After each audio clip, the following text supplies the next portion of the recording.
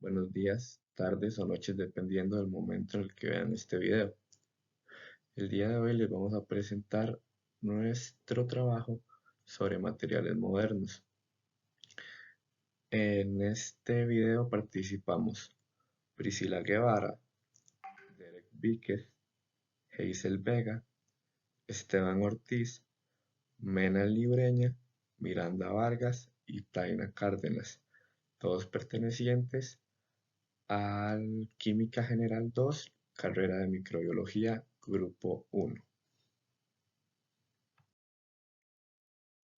En el presente trabajo vamos a tocar puntos como lo pueden ser: ¿qué es un nanomaterial? Los nanomateriales producidos a base de quitosano, nanotúbulos de carbono ya sean de pared simple o los nanotúbulos de carbono de pared múltiple, los métodos utilizados para obtener la información, los resultados obtenidos a partir de esta y las conclusiones dadas a partir de los resultados. También se presentarán las referencias bibliográficas de donde se haya obtenido la información. Bueno, para introducir el tema, vamos a hablar primero sobre qué es un nanomaterial.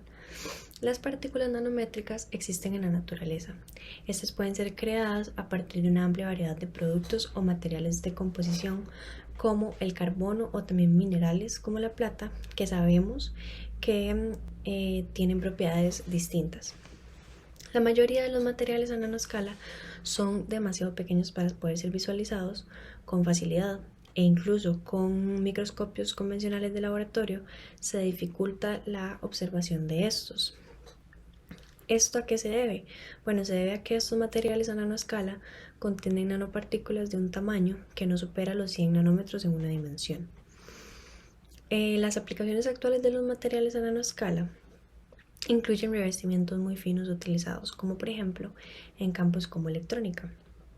Se dice que en la mayoría de las aplicaciones los componentes a nanoescala serán fijos o incrustados, pero en algunos, como los que son utilizados en cosmética y en algunas aplicaciones piloto de remediación ambiental, se utilizan como partículas libres.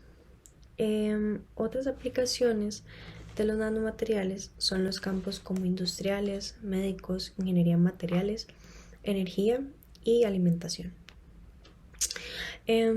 Uno de los objetivos centrales de la nanociencia es construir pequeñas estructuras para el diseño de materiales avanzados y nanodispositivos de alto rendimiento. Las nanopartículas inorgánicas son particularmente atractivas como piezas de construcción para tales propósitos, debido a sus propiedades ópticas, electrónicas, magnéticas y catálisis únicas. Continuamente hablaremos de unos ejemplos de nanomateriales, unos a base de quitosano y los otros que son nanotubos de carbono que se expondrán más adelante.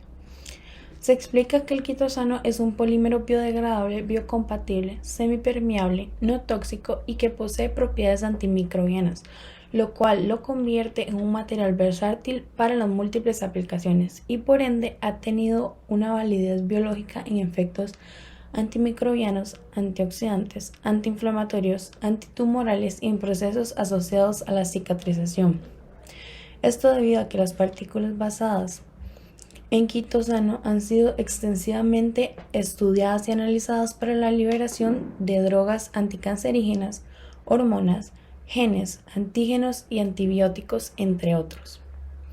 Para la preparación de una nanopartícula de quitosano, existen metodologías tales como la coprecipitación, la reticulación química, la termodescomposición, la conservación, emulsificación y la gelación iónica. A lo largo del tiempo se ha reportado que diversos métodos físico-químicos para su obtención y caracterización dentro de la aplicación está limitada principalmente debido a la variación de su composición química, grado de desacetilación, tamaño de la cadena polimérica y la purificación del mismo. La fuente de quitina y los incontrolados procesos de desacetilación son los principales factores que afectan las propiedades finales del quitosano. Sin embargo, una desventaja de este polímero es que presenta deficiencias en algunas de sus propiedades físico-químicas, haciendo necesaria la modificación química o el mezclado con algún otro material para promover la formación de una red tridimensional y de esta manera mejorar dichas propiedades y obtener un polímero natural mucho más estable. Además, es altamente soluble en disolventes polares como el agua y frente a disolventes con pH ácidos. Los nanotubos de carbono. La gran variedad de nanotubos que existen ofrece oportunidades de desarrollo tecnológico en diversas áreas, debido a la variedad de sus formas geométricas, número de capas, pureza y relación diámetro-longitud. Estas características determinan sus propiedades elásticas, térmicas, eléctricas y mecánicas. Gracias a esta diversidad de propiedades, los nanotúbulos de carbono pueden ser aplicados como biosensores, biocatalizadores, purificadores de agua, reforzadores mecánicos y agentes bactericidas. Este nanomaterial puede ser la base para la formación de nuevos materiales. Los compuestos que incorporan los nanotubos de carbono tienen interesantes propiedades, las cuales son capaces de transferírseles en ciertas medidas a otros materiales con los que se relacionen. Además, existen diversos métodos de síntesis que permiten obtener los nanotubos de carbono. Cada uno de estos métodos presenta ventajas y desventajas asociadas. Entre ellos destaca la descarga por arco eléctrico, la ablación láser y el depósito químico de vapores.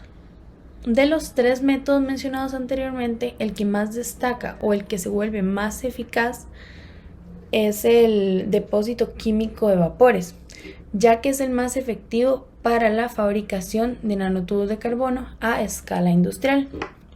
En particular, porque permite la fabricación de nanotubos de gran longitud, ideales para la elaboración de fibras compuestas. En la siguiente diapositiva hablaremos sobre la metodología utilizada en este artículo. Entonces, en el artículo se utiliza un método de obtención experimental de nanomateriales a base de quitosano por medio de nanotúbulos de carbono de pared múltiple. Se usó una técnica de evaporación de disolvente, la cual es una técnica en donde se aplica energía en forma de calor, de forma en la que el líquido se vaporiza en forma de gas y se pueden evaporar las soluciones acuosas o de otro tipo, siempre y cuando el aumento de la temperatura no implique la descomposición de alguna de las sustancias presentes en la solución. Entonces, a través de la técnica se prepararon soluciones en donde se aplicó la siguiente relación.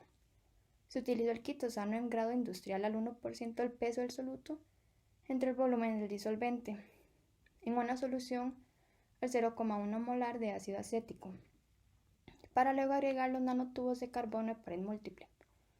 Estos nanotubos de carbono de pared múltiple tenían un nivel de pureza del 95%, con un diámetro externo de entre 30 y 50 nanómetros, y tenían una longitud de 5 a 20 micrómetros. Finalmente, estos estuvieron expuestos a un tratamiento térmico de 40 grados Celsius por un tiempo total de 5 horas. Y a continuación mi compañero Eric hablará sobre los resultados. Ok, ahora con la parte de resultados vamos a hablar acerca de tres métodos. El primero va a ser la determinación de color, el segundo va a ser la espectroscopía infrarroja de bromuro de potasio y el último va a ser la parte de determinación de permeabilidad del agua. En la parte de resultados de la determinación de color, aquí podemos ver que se puede observar que el color y la dispersión de las muestras dependen de la concentración de nuevos materiales a base de quitosano y nanotubos de carbono pared múltiple. Otro punto es que los nanomateriales a base de quitosano y nanotubos de carbono pared múltiple, ellos presentan como el inconveniente de generar una coloración negra al ser agregados a matriz polimérica. Como podemos observar en la imagen, en la A es a base de quitosano y en la B ya es cuando le agregaron los nanomateriales a base de quitosano y nanotubos de carbono a pared múltiple. Otro punto es que a mayor concentración de los nanomateriales a base de quitosano y nanotubos de carbono a pared múltiple, va a ser menor el índice de blancura. Por lo contrario, será mayor el índice de blancura. Se puede también observar en la imagen con respecto a este punto que en la parte A es menor el índice de blancura porque se agregó una mayor concentración, no, en la B, perdón, que es un menor índice de blancura, perdón, fue porque se agregó mayor concentración de los nanomateriales a base de quitosano y nanotubos de carbono a pared múltiple. La A es lo contrario, se ve un mayor índice de blancura porque se agregaron estos mismos. Otro punto que se puede hablar, que se realizó en el trabajo de investigación, fue que al incorporar un 1.5 de estos nanomateriales, como que se aumentó el índice de blancura. Y aquí terminamos con la parte de determinación de color y la pasamos a la parte de espectroscopía infrarroja de bromuro de potasio a Esteban. Ahora vamos a continuar con los resultados de la espectroscopia infrarroja. La incorporación de nanotúbulos de carbono de pared múltiple al quitosano favorece y potencia diferentes propiedades. Sin embargo, es importante analizar y monitorear la estructura química del quitosano. Para la caracterización de la prueba FTIR se empleó un espectrofotómetro marca Perkin-Elmer. Las muestras se analizaron sin ningún tipo de tratamiento previo. Para determinar cambios en la estructura del nanomaterial, se muestran los resultados del análisis FTIR a base de bromuro de potasio para los nanocompuestos del quitosano y el quitosano con diferentes concentraciones, donde se puede apreciar la ausencia de diferentes estructuras debido a su composición de carbono y las señales características para los nanotúbulos que se encontraron de 2,89 y 2,85 centímetros a la -1, correspondientes a los enlaces carbono-hidrógeno. También se encontró la banda de 1,63 centímetros a la -1, la cual corresponde a enlaces dobles entre carbonos. Para el caso específico del quitosano, las bandas características son de 3,5 centímetros a la -1 en los estiramientos de los enlaces oxígeno-hidrógeno. Como se puede observar en los resultados, no hubo un cambio químico en el quitosano a la hora de agregar los nanotúbulos compuestos de pared múltiple. Ahora le paso la palabra a mi compañera Priscila para que continúe con su parte. Por otro lado, ahora hablaremos de la determinación de la permeabilidad del agua. Esta es una característica esencial al estudiar los nanomateriales a base de quitosano debido a su alta polaridad que presenta el polímero naturalmente. Uno de los resultados obtenidos es el mayor porcentaje de permeabilidad de vapor de agua se tiene en el nanomaterial que está compuesto a base de quitosano puro. Además, las pruebas de permeabilidad de vapor de agua son un ensayo importante al trabajar con un polímero natural, altamente biodegradable y sobre todo susceptible al agua bajo ciertas condiciones.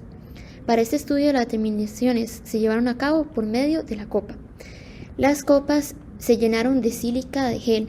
Ese se montó en el nanomaterial sobre las copas y se sellaron con silicona en los bordes entre la copa y el nanomaterial.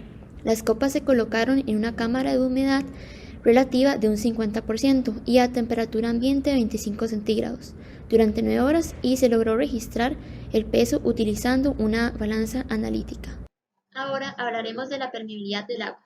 La permeabilidad es la capacidad que tiene un material de permitir a un fluido que lo atraviese sin alterar su composición. Se afirma que un material es permeable si deja pasar a través de él una cantidad apreciable de fluido en un tiempo dado. E impermeable o no permeable si la cantidad del fluido es despreciable. La velocidad con la que el fluido atraviesa el material depende de 3 factores básicos. Primero, la porosidad del material y su estructura. 2. La viscosidad del fluido considerado afectada por su temperatura.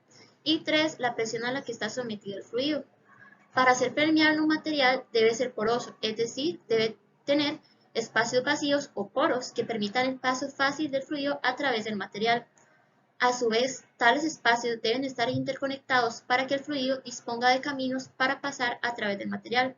A continuación, sigue mi compañera Taina con la conclusión. Bueno, y por último tenemos lo que sería la conclusión, que vamos a ver como un pequeño resumen de lo que han venido hablando mis compañeros con anterioridad. Bueno, como podemos observar en la imagen, esta que tenemos aquí de fondo, son pequeñas partículas de los nanotúbulos con diferentes coloraciones. Bueno, a eso es lo que voy a explicar un poquito por qué estas partículas tienen una coloración distinta. Además, también vamos a hablar sobre la permeabilidad del agua, ahorita como segunda fase. Bueno, en la actualidad, las diferentes aplicaciones de los nanomateriales, que es lo que hemos venido hablando a base de quitosano, son numerosas. O sea, ¿qué nos dice con esto? Que resulta de mucho interés para nosotros los estudiantes estudiarlas, porque nos va a implementar, nos va a introducir en este tema y también nos va a dar muchísimos conocimientos nuevos que en realidad no teníamos. Bueno, al ser tan atractivas para estudiarlas, bueno, ya que son demasiado extensas, con base a los resultados llegamos nosotros a concluir que los diferentes nanomateriales a base de quitosano se dio una coloración distinta al usar una concentración distinta. Bueno, ¿qué quiero explicar con esto? Que la coloración de los nanomateriales más oscura, o sea, más negruzca, llegó a ser más oscura por la concentración más alta de este nanomaterial. O sea, ¿qué nos quiere decir esto? Nos quiere indicar que los nanomateriales llega a afectar directamente la concentración de ya que al ser mayor concentración, más oscuro va a ser su color, como lo observamos en la imagen. Bueno, también vimos que conforme incrementa la concentración de los mismos, conlleva la obtención de nanomateriales que pueden absorber energía. O sea, vamos a tener tanto nanomateriales y también nanomateriales con capacidad de absorber energía. Esto con base a las características químicas de cada uno, ¿verdad? Pero los resultados nos indican que las concentraciones de los nanotúbulos de carbono no es un factor importante para la modificación química de la estructura del porímetro. También nos indica que el quitosano conserva siempre sus propiedades químicas. Y por otro lado, como comenté al principio, también vamos a hablar de la permeabilidad del agua. Bueno, cuando estudiamos la permeabilidad del agua, nos dio un factor inversamente proporcional a lo de los nanomateriales y su coloración. Bueno, ¿qué nos quiere decir con esto? Nos indica que la permeabilidad del agua disminuye siempre al ser una concentración muy alta.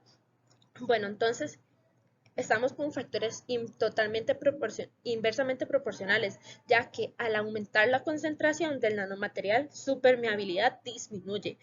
Pero también nos indica que conforme aumenta la concentración de los nanotúbulos, la permeabilidad disminuye, pero no tanto, o sea, no siempre se queda con una permeabilidad súper baja, sino que al llegar a un punto de concentración tan alta, el punto crítico de la permeabilidad baja y comienza otra vez a aumentar, o sea, va a ir aumentando, disminuye y vuelve a comenzar, notando que las dispersiones de los nanotúbulos de carbono juegan un papel sumamente importante para eso que hablamos que sería la permeabilidad del agua de este tipo de materiales. Y con eso llegaremos al final de esta presentación, hablando sobre la permeabilidad del agua y los resultados obtenidos de la coloración de los nanomateriales, que como hablamos a una mayor concentración se da una mayor coloración. Igual les dejo acá la imagen de fondo donde pueden observar las partículas de los nanomateriales, unas con coloraciones más oscuras o más intensas que otras. Toda la información recopilada a través de este trabajo de investigación ha sido obtenida del artículo Nanomateriales, nanopartículas y síntesis verde. Este ha sido nuestro trabajo. Esperamos de verdad de parte de todos que les haya gustado y haya sido entretenido, hayan podido entender un poco mejor este tema tan interesante como son los nanomateriales, que tienen muchas aplicaciones en diversos campos. Y si hay algún tipo de duda, por favor, hacérnosla llegar. Con mucho gusto será respondida. Muchas gracias.